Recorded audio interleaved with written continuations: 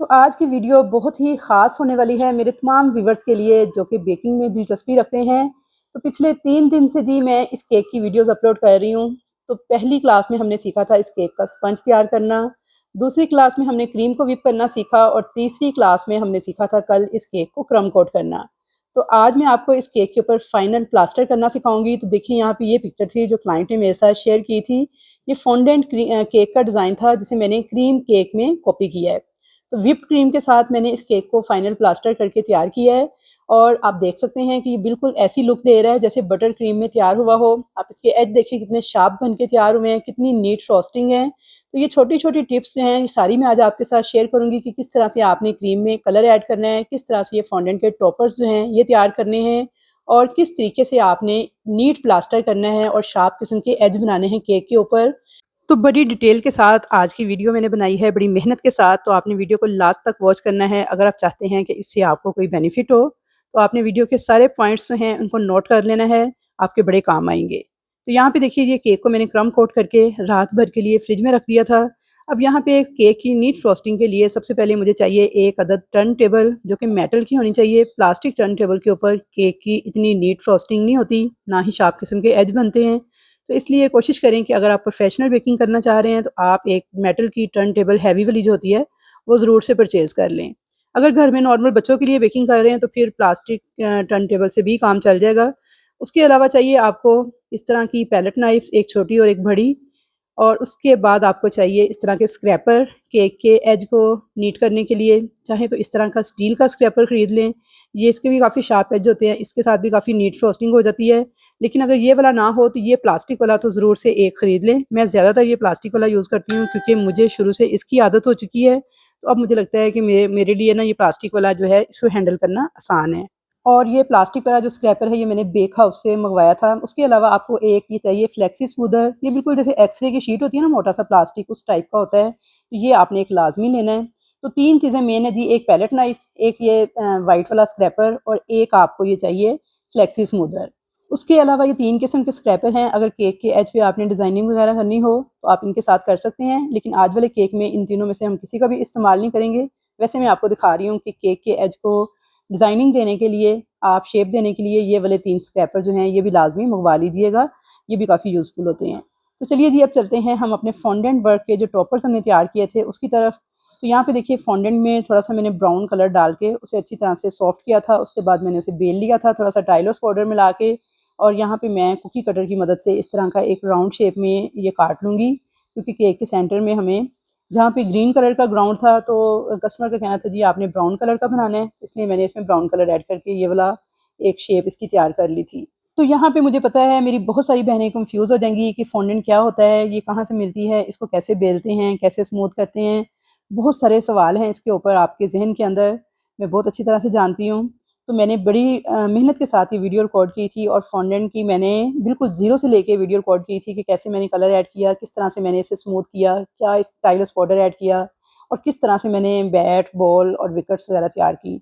लेकिन बदकिस्मती से मेरे फ़ोन के अंदर स्पेस ख़त्म हो चुकी थी और मुझे नहीं पता था कि फ़ोन की स्पेस ख़त्म हो गई है। इतनी मेहनत से मैंने वीडियो रिकॉर्ड की, लेकिन जब मैंने देखा तो मैं इस स्टेज पे पहुँच चुकी थी, जब तक मेरी फ़ोन पे नज़र पड़ी ना, तो मैं ये बेल रही थी, जो गोल वाली टिक्की मैंने आपको बेल के दिखाई है और उसके बाद फिर ये हैप्पी बर्थडे रज़ा इलाही जो लिखना था, ये वर्ड्स, बस इतनी वीडियो मैं रिकॉर्ड कर सकी। बाकी सारी वीडियो मैंने रिकॉर्ड की थी, लेकिन बदकिस्मती से वो रिकॉर्ड नहीं हो सकी क्योंकि फ़ोन में स्पेस ही ख़त्म हो गई थी, वीडियो स्टॉप हो चुकी थी। उसके लिए मैं आपसे माज़रत ख़्वाह हूँ। इंशाल्लाह ताला नेक्स्ट जो वीडियो होगी ना, कोई मेरे पास दोबारा से आता है फॉन्डेंट केक का जैसे ही कोई ऑर्डर, तो मैं आपको ना फॉन्डेंट की डिटेल जो है ना बिल्कुल ज़ीरो से बताऊँगी कि आप ईज़िली इसको हैंडल कर लेंगे और बहुत आसानी के साथ ये टॉपर्स जो हैं बनाना सीख लेंगे। अच्छा जी, तो ये सारे टॉपर्स जो है ना, जब मैंने केक स्पंज बेक किया था, तो केक को मैंने बेकिंग के लिए छोड़ दिया था, बेक होने के लिए पतीले में, और दूसरी तरफ मैंने इसके ये टॉपर्स जो हैं ये तैयार करना स्टार्ट कर दिए थे। तो केक के टॉपर्स मैंने 1 दिन पहले सारे तैयार करके, तो इस तरह से मैंने देखिए नीचे कॉर्नफ्लोर थोड़ा-सा बिछा के प्लेट के अंदर, उसके अंदर मैंने रख दिए थे ताकि ये अच्छे से हार्ड हो जाएँ और ड्राई हो जाएँ। यहाँ पे आप देख सकते हैं कि बैट, बॉल और ये सारी चीज़ें हार्ड हो चुकी हैं, ड्राई हो चुकी हैं। तो इसलिए जब भी आपने किसी केक पे फॉन्डेंट के टॉपर्स अप्लाई करने हैं ना, स्पेशली क्रीम केक के ऊपर, तो आपने इनको 1 दिन पहले तैयार करके ड्राई होने के लिए छोड़ देना है। तो बड़े अच्छे से फिर ये क्रीम केक के ऊपर से स्लिप नहीं करते, बड़े अच्छे से यहाँ सेट हो जाते हैं। तो चलिए, जब केक को नीट प्लास्टर करना था, तो यहाँ पे देखिए मैंने क्रीम को व्हिप किया है। क्रीम को व्हिप करने की वीडियो मैंने आपके साथ परसों बड़ी डिटेल के साथ शेयर की है। बेकिंग क्लास 2 के अंदर, तो आप जाके सबसे पहले वो वीडियो देखें और केक की क्रीम को व्हिप करना सीखें। यहाँ पे मैंने इसके अंदर एक ड्रॉप डाला था येलो फूड कलर का और अच्छी तरह से देखें पहले मैंने इसे स्पैचुला के साथ मिक्स किया है, फिर मैंने थोड़ा सा बीटर चला दिया इस क्रीम के अंदर ताकि जो मैंने लाइट सा येलो का एक ड्रॉप डाला है ना, वो अच्छी तरह से क्रीम के अंदर मिक्स होके क्रीम का देखें लाइट सा ऑफ वाइट सा कलर आ गया है। ये मैंने क्यों इसमें कलर ऐड किया है, क्योंकि मैं इस केक को देना चाह रही थी बटर क्रीम की लुक। तो जब भी आपने किसी केक को व्हिप क्रीम केक को बटर क्रीम की लुक देनी हो तो आप उसमें एक ड्रॉप डाल दें येलो फूड कलर का, तो लाइट सा ये बिल्कुल ऑफ वाइट सा कलर बन जाता है क्रीम का और बिल्कुल ऐसी लुक देता है जैसे बटर क्रीम हो। अच्छा, अब यहाँ पे देखें ये वो केक है जो कि मैंने कल आपको क्रम कोट करना सिखाया था। परसों वाली वीडियो में मैंने आपको इसका स्पंज तैयार करना सिखाया था, उसके बाद हमने क्रीम को व्हिप किया था और कल मैंने इसे क्रम कोट करके तो तकरीबन 10 से 12 घंटे के लिए फ्रिज में छोड़ दिया था, फ्रिज के नीचे वाले खाने में, फ्रीज़र में नहीं बल्कि फ्रिज के नीचे वाले खाने में आपने इसे सारी रात के लिए रख देना है या फिर कम से कम 10 से 12 घंटे के लिए। तो देखिए इसके ऊपर कितने सारे क्रैक्स भी आ चुके हैं, जो इसके ऊपर क्रीम थी वो भी थोड़ी ड्राई ड्राई सी दिख रही है। तो इसलिए आपने केक को रेस्ट ज़रूर देनी है क्रम कोट करने के बाद। तो इसके ऊपर अब बड़ा नीट प्लास्टर होगा और जितना केक ने बैठना था ना बैठ चुका है। अब जो प्लास्टर हम करेंगे वो बिल्कुल नीट होगा, कोई उसमें क्रैक्स भी नहीं आएंगे और किसी किस्म की कोई भी क्रम्स वगैरह भी इसके साथ नहीं आएंगे। अच्छा, तो व्यूअर्स यहाँ पे जब आपने फाइनल प्लास्टर करना है ना, तो आपने थोड़ी सी क्रीम सॉफ्ट व्हिप करनी है, हार्ड व्हिप नहीं करनी, क्योंकि ठंडा ठार केक होगा तो जैसे ही हम इसके ऊपर क्रीम को अप्लाई करेंगे ना तो ठंडी होती जाएगी ये और थोड़ी सी हार्ड होती जाएगी। तो इसलिए फाइनल प्लास्टर करने के लिए आपने क्रीम को थोड़ा सॉफ्ट व्हिप करना है, बहुत ज़्यादा व्हिप नहीं करना, यानी उससे ज़्यादा हार्ड नहीं करना। अब यहाँ पे देखिए पाइपिंग बैग में मैंने उस क्रीम को भर लिया था और yellow food colour totally optional है, आप नहीं ऐड करना चाहते ना करें, मैंने बस डाला है क्योंकि इस केक को मैं ऐसी लुक देना चाह रही थी कि ये बटर क्रीम की लुक दे और इसका शेड भी थोड़ा ऐसा ही था, तो इस वजह से मैंने ऐड किया है। आप चाहें तो स्किप भी कर सकते हैं। उसके बाद आपने क्रीम को पाइपिंग बैग में फिल कर लेना है और आधे इंच के बराबर आपने पाइपिंग बैग को आगे से काट के तो इस तरह से पूरे केक को आपने क्रीम से कवर कर लेना है। अब हम लेंगे पैलेट नाइफ और सबसे पहले केक को टॉप से क्लियर करेंगे। तो ये देखिए आपने टॉप से बिल्कुल हल्के हाथों के साथ पैलेट नाइफ के साथ केक को क्लियर कर लेना है। नीचे से टर्न टेबल को आपने तेज़ी के साथ घुमाना है और देखिए कितना नीट हो जाएगा केक आपका ऊपर से। तो देखिए टर्न टेबल का अच्छा होना इसीलिए ज़रूरी है, मेटल वाली टर्न टेबल मैंने आपको जो कह रही थी यूज़ करनी है, कि देखिए कितनी तेज़ी से घूम रही है, तो जितनी तेज़ी से ये मूव करेगी ना उतनी ही नीट फ्रॉस्टिंग होगी आपके केक की। अब यहाँ पे देखें केक को टॉप से क्लियर करने के बाद अब मैंने ये वाला स्क्रैपर लिया है, 90 के एंगल पे आपने बिल्कुल हल्का सा इसे क्रीम के साथ रखना है और नीचे से टर्न टेबल को तेज़ी से घुमाते जाना है। तो ये देखिए कितनी स्मूथ होती जा रही है क्रीम। तो यहाँ पे बस आपने एक बात का ख्याल करना है कि आपने इस स्क्रैपर को बिल्कुल क्रीम के अंदर इंसर्ट नहीं करना, बल्कि देखिए हल्का सा सिर्फ मैंने क्रीम के साथ रख के उसे घुमाया है, बिल्कुल नीट हो गया है केक। अब जहाँ जहाँ पे क्रीम नहीं ना लगी हुई है, इस तरह से मुझे नज़र आ रही है डीप डीप से ये निशान, यहाँ थोड़ी थोड़ी क्रीम लगा के मैं इसको बैलेंस करूँगी ताकि जो ये निशान है इनके अंदर भी क्रीम लग जाए।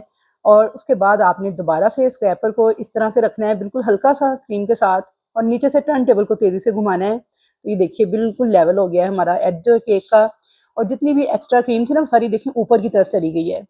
अब आपने यूज़ करना है ये वाला फ्लेक्सी स्मूदर, ये मैंने आपको जो दिखाया था ना एक्सरे शीट जैसा, और इसे देखिए बिल्कुल हल्का सा आपने इस तरह से केक के ऊपर रख के तो नीचे से टर्न टेबल को मूव करते जाना है तेज़ी के साथ। तो देखिए बिल्कुल स्मूथ हो गया है केक हमारा और जितनी भी अब इसकी एक्स्ट्रा क्रीम थी ना वो सारी की सारी देखें ऊपर चली गई है, नीचे से इसका किनारा देखें बिल्कुल फाइन हो गया है। अब शार्प किस्म की हमने एज बनाने हैं केक के ऊपर, तो उसके लिए आपने क्या करना है कि पैलेट नाइफ लेंगे और इस तरह से जो किनारे पे क्रीम ऊपर की तरफ आई है ना, इसको आपने इस तरह अंदर की तरफ बैलेंस करते हुए इसको इस तरह से साफ़ करते जाना है और हर बार आपने पैलेट नाइफ को साफ़ ज़रूर करना है, फिर आपने उसे केक के ऊपर शार्प एज बनाने के लिए यूज़ करना है।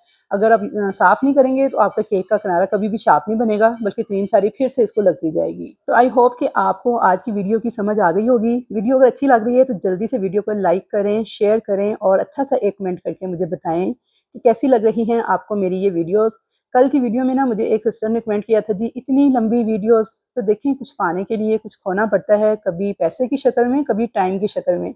तो आपको थोड़ा सा टाइम तो इन्वेस्ट करना पड़ेगा अगर आप कुछ प्रॉपर तरीके से सीखना चाहते हैं, वरना फिर यूट्यूब और टिकटॉक पे हज़ारों वीडियोज़ हैं, भरा पड़ा है सारा कुछ, आप वहाँ से देखें आपको कोई समझ नहीं आएगी, कुछ पल्ले नहीं पड़ेगा। अच्छा, अब यहाँ पे मैं ना आपको पहले एक काम की चीज़ बता दूँ, फिर मैं ज़रा बताती हूँ आपको उन लोगों का जो कहते हैं ना वीडियोज़ लंबी हैं। अच्छा देखिए ये वही क्रीम है जो कि मैंने केक को फ्रॉस्टिंग करने के बाद थोड़ी सी बच गई है, इसके अंदर मैंने थोड़ा सा ग्रीन कलर ऐड कर दिया है। मिल्की फूड का जेल फूड कलर है, लिक्विड पानी वाले जो कलर होते हैं ना, जो जर्दे वगैरह में डलते हैं या नॉर्मल आम दुकानों से मिलते हैं, वो आपने कभी भी केक वाली क्रीम में इस्तेमाल नहीं करने। क्रीम सारी स्प्लिट हो जाएगी और पतली हो जाएगी। आपने हमेशा gel food colour special cake के लिए मिलते हैं, बेकिंग शॉप से, बेक हाउस से ईजिली मिल जाते हैं, ये यूज़ करने हैं। 4 से 5 ड्रॉप डाले हैं तो देखें कितना अच्छा सा ग्रीन कलर आ गया है।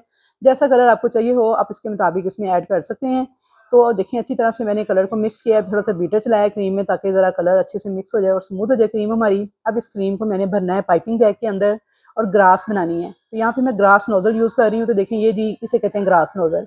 इसे पाइपिंग बैग में आपने डाल के पहले फिट कर लेना है। अच्छा मेरी एक बहन ने कहा था जी पाइपिंग बैग में नोज़ल कैसे डालते हैं, तो मुझे ख्याल आया तो मैंने कहा चलें ये भी थोड़ी सी वीडियो बता दूँ।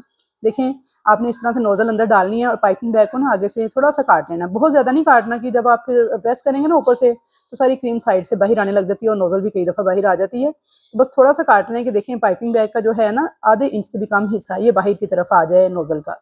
उसके बाद आपने इसको फिट करना है इस तरह से किसी ग्लास या किसी खुले मुंह वाले बर्तन के ऊपर और क्रीम सारी फिल कर लेनी है इसके अंदर। ऊपर से आपने दबा के इस तरह से क्रीम को आगे की तरफ ले आना है। तो ये लें जी, ये है तरीका पाइपिंग बैग में नोज़ल डाल के क्रीम को फिट करने का।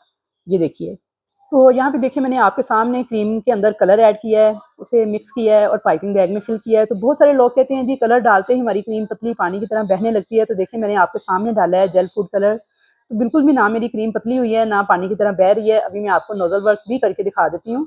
तो सबसे पहले ना हम फॉन्डेंट का ये वाला टॉपर जो कि हमने मिड के लिए तैयार किया था ना, बिल्कुल सेंटर के लिए, इसे इस तरह से क्रीम के ऊपर फिट कर देंगे। अच्छा टॉपर मेरा बिल्कुल ड्राई है इस वक्त और ये भी मैंने एक दिन पहले बना के रखे थे।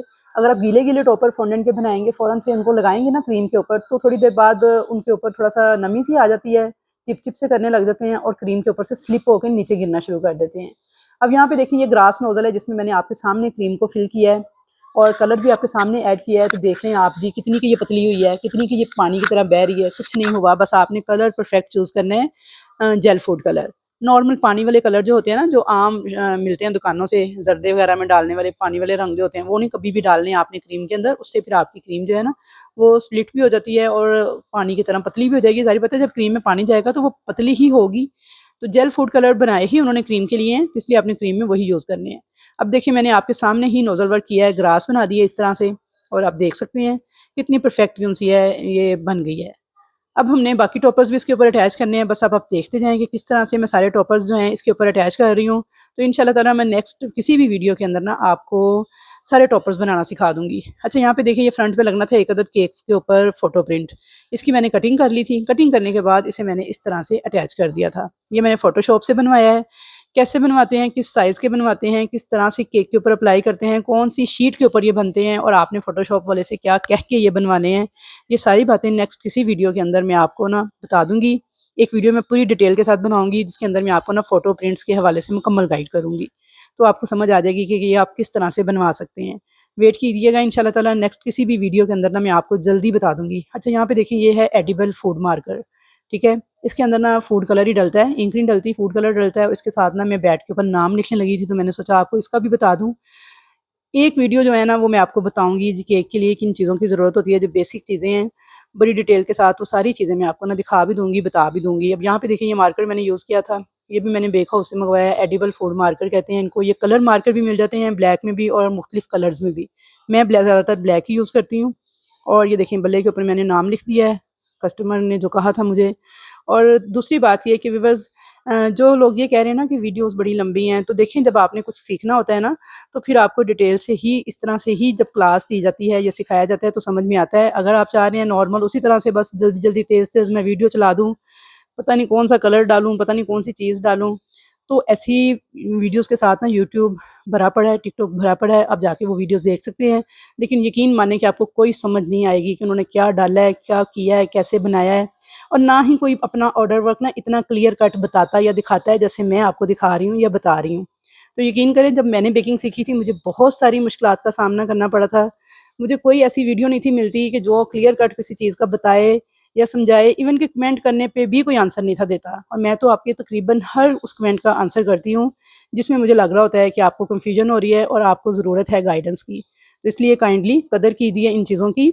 और मेरी ये वीडियोज़ ख़ास तौर पे मेरी उन बहनों के लिए है, उन बेटियों के लिए है, जो कि कुकिंग और बेकिंग के महँगे-महँगे इंस्टीट्यूशंस की फ़ीसेस पे नहीं कर सकती, तो घर बैठे वो मुफ़्त में ये सारी चीज़ें सीख सकती हैं।